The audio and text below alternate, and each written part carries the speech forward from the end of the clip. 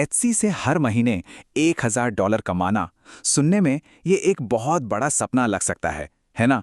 पर ये बिल्कुल हो सकता है। तो चलिए आज इसी सपने को एक ठोस स्टेप बाय स्टेप प्लान में बदलते हैं। हमारा लक्ष्य एकदम साफ है, हर महीने $1000। देखिए, ये सिर्फ एक नंबर नहीं है, ये इस बात का सबूत है कि एटसी पर अगर सही तरीके से मेहनत की जाए तो एक अच्छी खासी साइड इनकम खड़ी की जा सकती है। लेकिन असल प्रॉब्लम यहीं से शुरू होती है। जैसे ही कोई एटसी पर कुछ बेचने का सोचता है तो इंटरनेट पर सलाहों की जैसे बाढ़ आ जाती है, और इतनी सारी इन्फॉर्मेशन के बीच में अक्सर ये समझ ही नहीं आता कि भाई पहला कदम उठाएं तो उठाएं कहाँ। तो इस कंफ्यूजन का हल क्या है?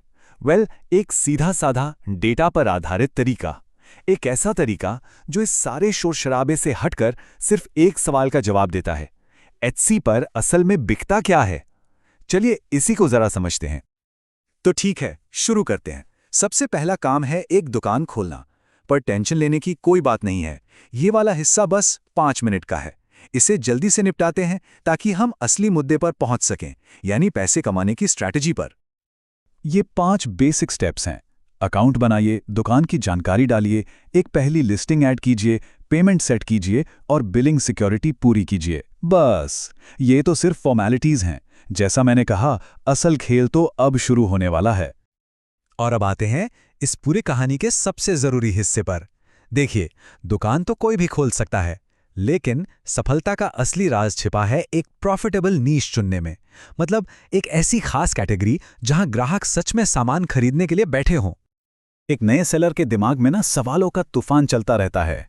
कीवर्ड्स कहाँ से मिलेंगे? क्या वो बेचें जो बनाना पसंद है, या वो जो मार्केट में बिक रहा है? और सबसे बड़ा डर, क्या जो नीश चुना है वो चलेगा भी या नहीं? ये सवाल बहुत असली हैं, और इन्हीं के जवाब में ही सारी कामयाबी छुपी है। मिसाल के तौर पर इस सोर्स के लेखक ने प्रिंट ऑन डिमांड टी-शर्ट से शुरुआत की। ये एक बहुत पॉपुलर मार्केट है, लेकिन यही इसकी सबसे बड़ी दिक्कत भी है।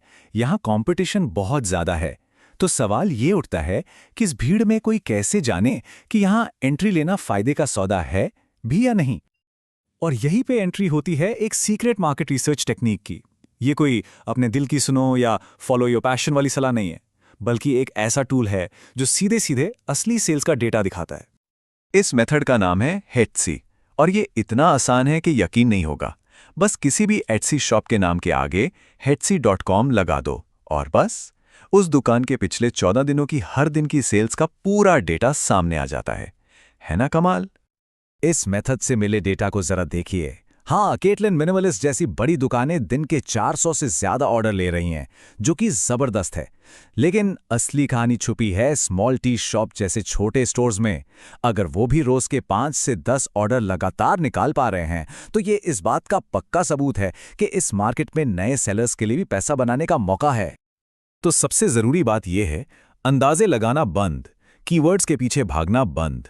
बस ये देखिए कि जिस नीश में जाने का सोचा है, वहां 10 में से कितनी दुकानें सच में सामान बेच पा रही हैं। अगर 10 में से 6 दुकानें भी सफल हैं, तो इसका सीधा मतलब है कि मार्केट में दम है, ग्राहक हैं और वो खरीदने को तैयार हैं। ठीक है, तो अब डेटा से एक ऐसा नीश मिल गया है जहां पैसा है। अगला कदम प्रोडक्ट बनाना, और यहां का एक ही गोल्डन रूल है, रीडिजाइन करो, कॉपी नहीं। चलिए इस फर्क को समझते हैं। पिकासो का ये मशहूर कोट, अच्छे कलाकार कॉपी करते हैं, महान कलाकार चुराते हैं, यहाँ बिल्कुल फिट बैठता है। लेकिन एक बात साफ है, चुराने का मतलब यहाँ नकल करना बिल्कुल नहीं है। इसका मतलब है एक सफल आइडिया के पीछे की वजह को समझना। और ये स्लाइड इस फर्क को बहुत बढ़िया तरीके से दिखाती है। देखिए, कॉपी करना मतलब किसी का काम उठाकर बेच देना। ये गलत भी है और इससे कोई फायदा भी नहीं होता।